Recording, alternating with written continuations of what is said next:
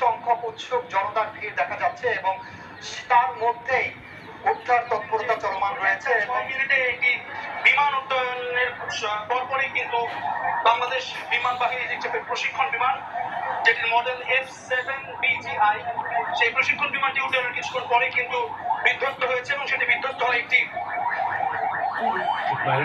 বেসরকারি একটি স্কুলের ভবনে। এবং আমরা এখনো পর্যন্ত যেটি জেনেছি আইএসপিআর এর বরাতে, যে এইখানে যিনি বিমানের পাইলট ছিলেন, বিমানের পাইলট তিনি কিন্তু এখনো পর্যন্ত নিখোঁজ আছেন। এবং আমরা দেখছি কতজন স্যার বিমান?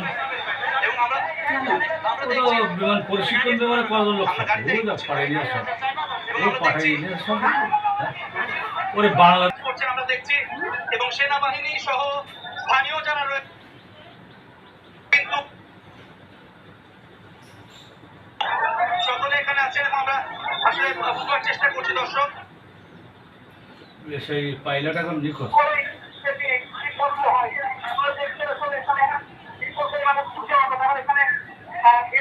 বিমানের লোকেরা